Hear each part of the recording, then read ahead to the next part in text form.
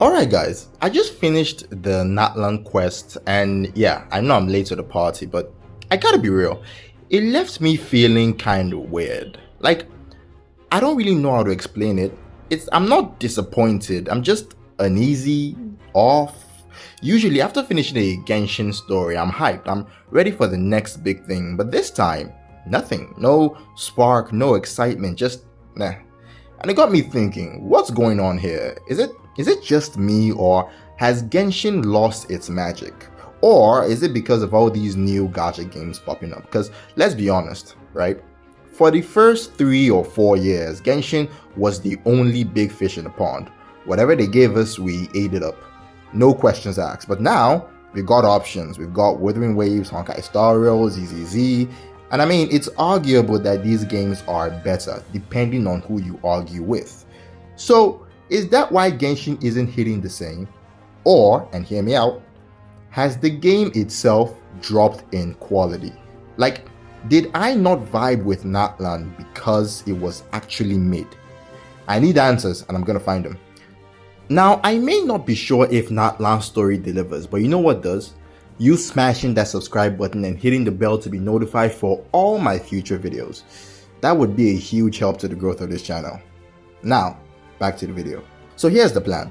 We're gonna break down the Natlan quest piece by piece and figure out exactly what went wrong, or maybe what just didn't hit right. We're touching on everything. We're going on the plots, the characters, the environments, the Archons, and the enemies. But here's the key.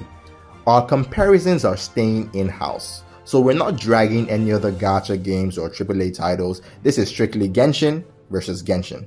We're comparing Natlan to previous quests, previous characters, previous events, previous plot lines, and we're asking, where did Natlan miss the mark? What did other regions do better? And what blueprint should Natlan have followed to deliver a banger story? So let's kick things off with the plot. But before we dive straight into the plot, let's talk about the advertising for a second, because that is very important.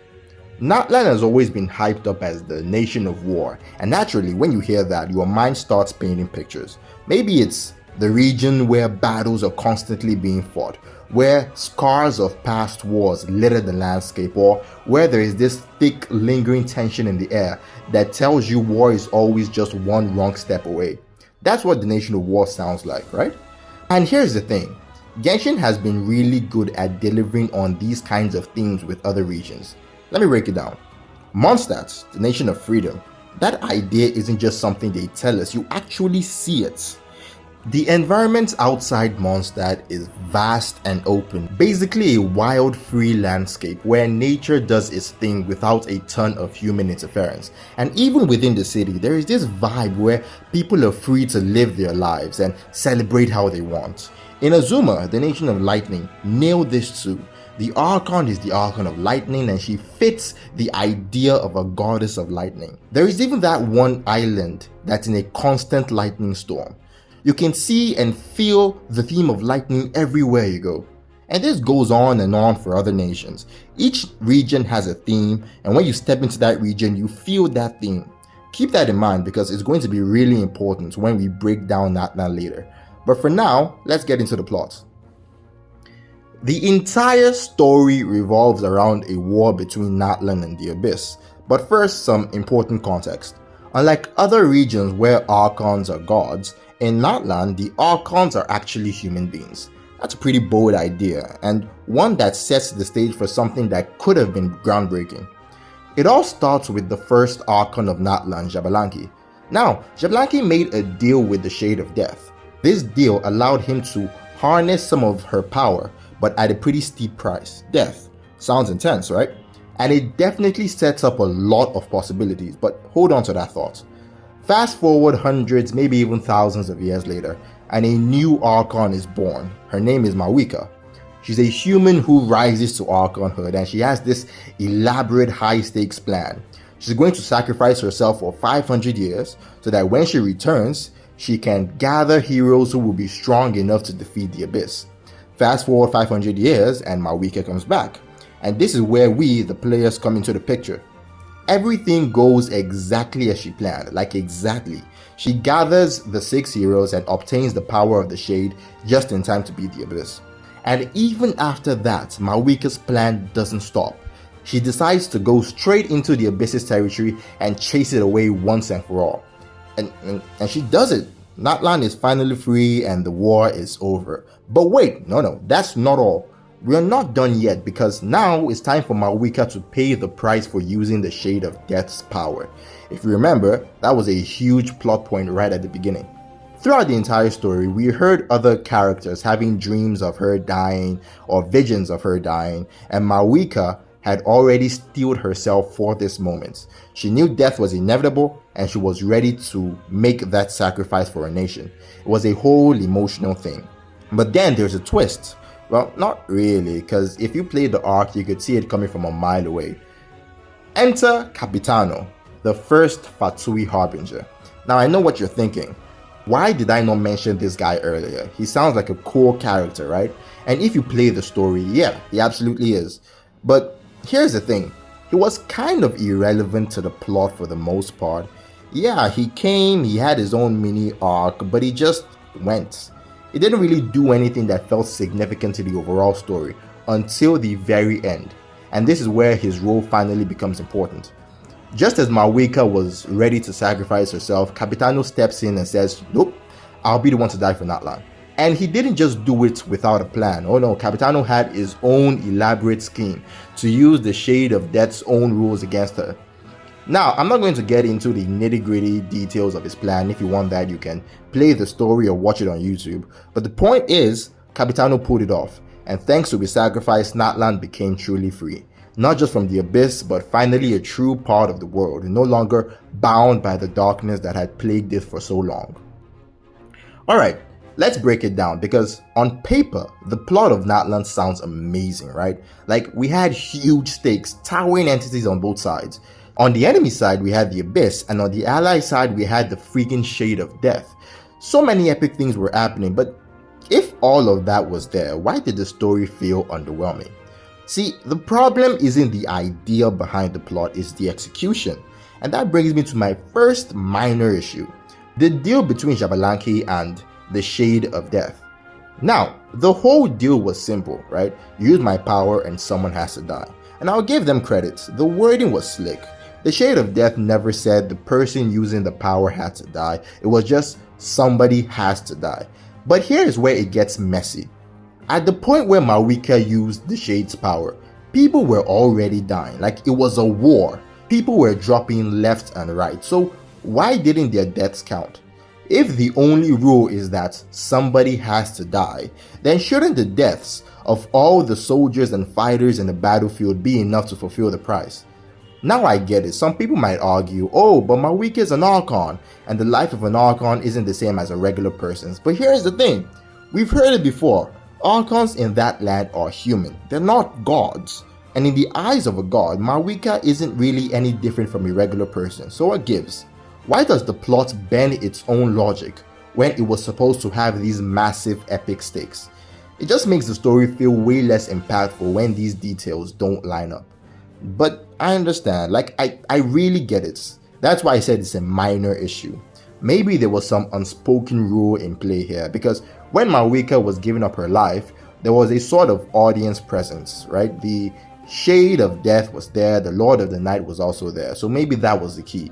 Maybe the Shade of Death had to witness the death herself for it to count as part of the deal, even though technically she sees everything anyway because, you know, death and all that. But still, maybe it had to be a formal in-your-face moment for it to be valid. So yeah, I can say that while I'm definitely unsatisfied with how that played out, I wouldn't call it a major point of confusion.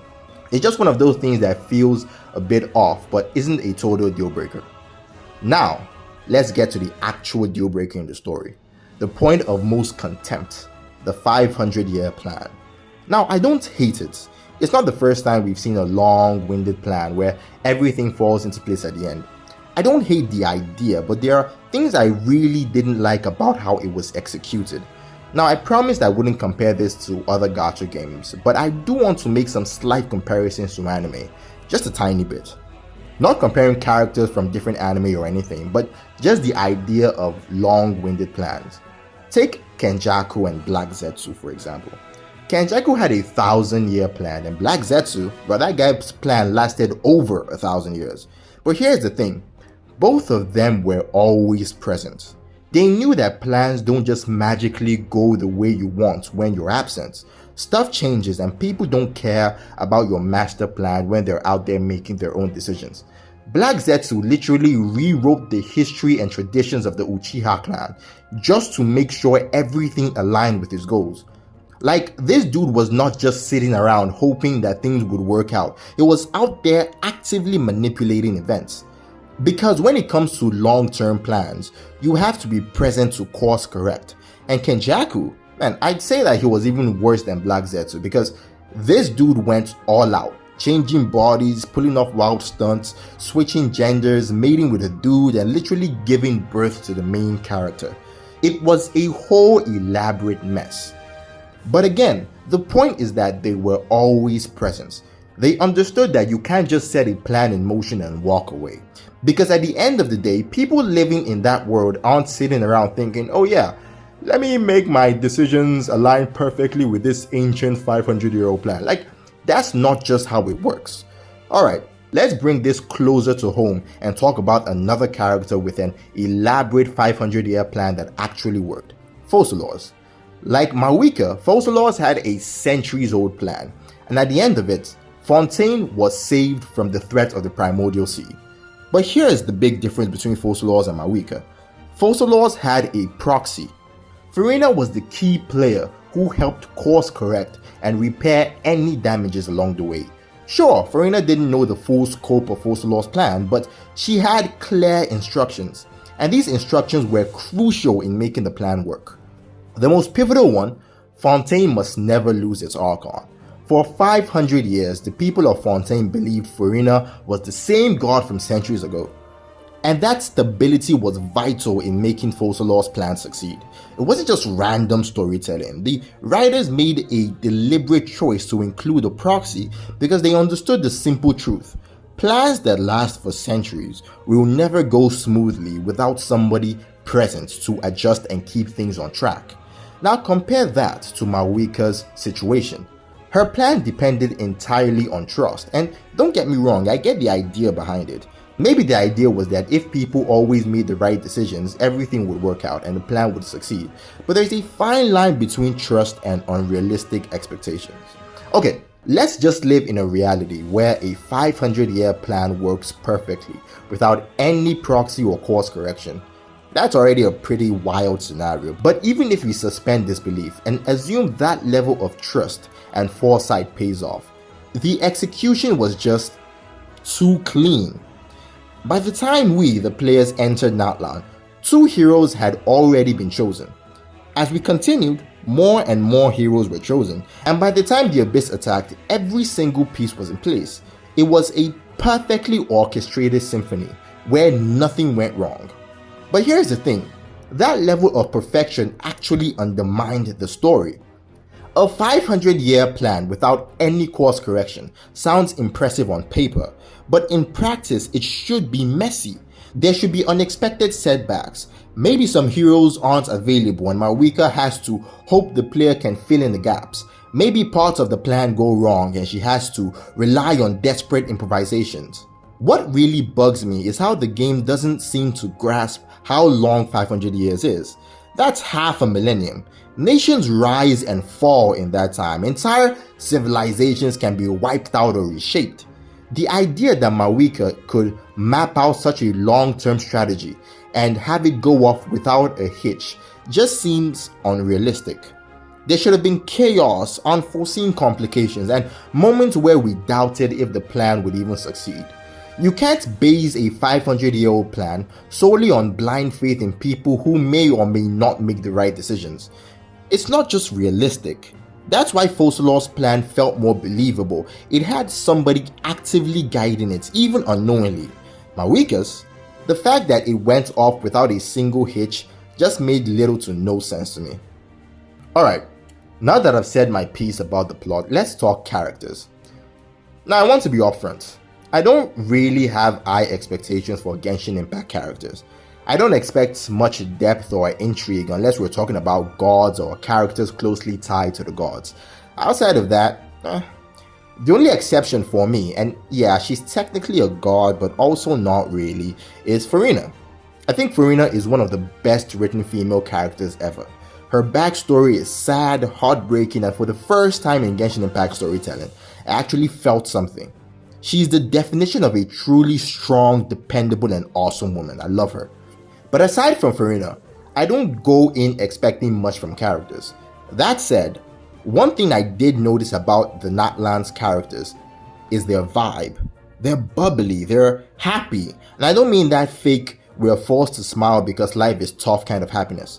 No, these people are genuinely joyful and energetic. And here's the thing, the vibe does not fit with the whole Natlan being associated with war narrative. And I think this segues perfectly into my earlier statements of Natlan not being associated with the idea of war. And that's an interesting point to dive into. Natlan is not a nation of war. Genshin usually does a good job of aligning nations with their central ideas. Mondstadt is all about freedom, Inazuma embodies lightning, and Liyue represents contracts. Even though contracts aren't the easiest concept to build a nation around, they pulled it off. But Natlan, it's advertised as a nation of war, yet it doesn't look, feel, or have the vibe of one at all. Honestly, it looks more fabulous than war-torn. You walk into one region and people are breakdancing, doing wild moves like they're in a street party. You see this textbook black guy, afro, bulky build and chains around his neck, carrying a giant hammer, telling you what to do. You go to another area and it's basically Hawaii, complete with surfing and fish. Move on to the next area and people are just flying around like it's no big deal. It doesn't scream nation of war in the slightest. And I already know what some of you will say, but there was that one scene where people went to war. Yeah, but that's the thing. It was just a scene. War isn't just about the battles, it's about the aftermath, the devastation, the loss, the rebuilding, physical, mental, and emotional. But in Natlan, everything just snaps back into normal like nothing happened. The same NPCs are standing there like, what war? Maybe Genshin swapped one NPC for another, but let's be real. How many of us are invested enough to even notice the difference between two background characters we don't care about? The consequences of that war were way too minimal for it to feel meaningful. And that's why Natlan doesn't come across as a nation of war. If anything, it feels more like a nation of companionship. That's what you actually see everywhere. Humans bonding with other humans, humans bonding with animals like it's Pokemon, even animals bonding with other animals. Companionship seems to be Natlan's real theme, not war. And that brings me back to the characters. You can't have a bubbly nation with happy-go-lucky characters and expect us to believe it embodies the idea of war. War is a painful, deep subject. You can't just slap the label Nation of War on something without showing us the weight and scars that come with it. And in Natlan, war is more talked about than truly felt. That makes the whole concept feel off and kind of weird. Okay, so we've spoken about the plot, the Archon, the characters, the environment. Now let's talk about another element that I find a bit off. The Enemies of Natlan. The Void Realm, Forbidden Knowledge. These are just two of many ominous terms associated with Natlan's main enemies, the Abyss. So did they live up to the hype? I'd say kinda yes, kinda no. Let me break it down. Our major introduction to the Abyss in Natlan was through that epic war where Gozoitoth made its grand appearance, and I have to give the game some credit here. If the Abyss were to manifest as a living entity, what would it even look like? The game could have gone in countless directions, but I absolutely love that they chose an eldritch being. It just makes sense. The Abyss has always been this mysterious anomaly, something we know exists but can't fully grasp. So having it represented by a massive, unknowable creature like Gozoitoth feels spot on. And that introduction during the war, brilliant. Just unleashing chaos and showing us exactly why this force had been such a nightmare for people to battle with was a great move. It really captured the sheer power and menace of the Abyss. Now here comes the problem with the enemies. The first war was good. We used the power of the Shade of Death to chase the Abyss monster away, and everything worked out, right? That was awesome. I loved it. Now, the idea after was clear.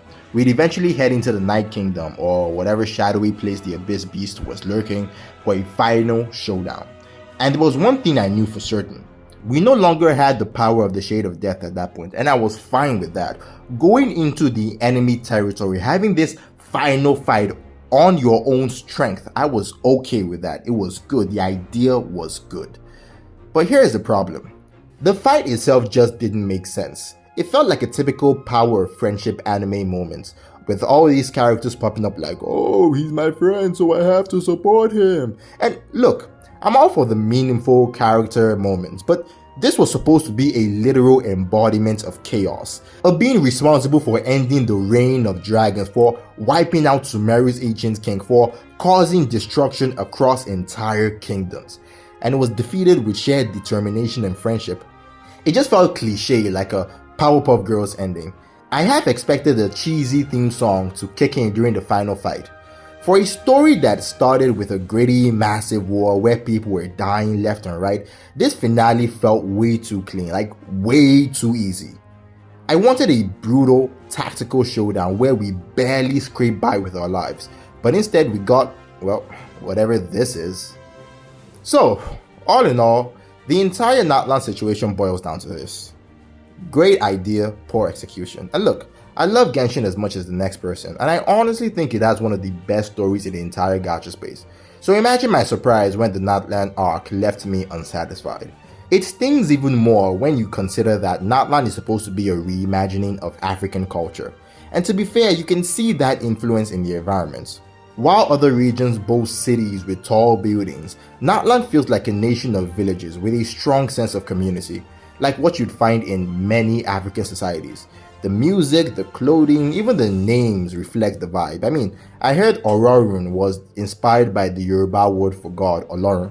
But here's the thing, as an African myself, I expected to feel connected to Natlan, yet I didn't. The story just didn't land for me, and while the environment had some nice cultural elements, it didn't fully capture the essence of what it was aiming for.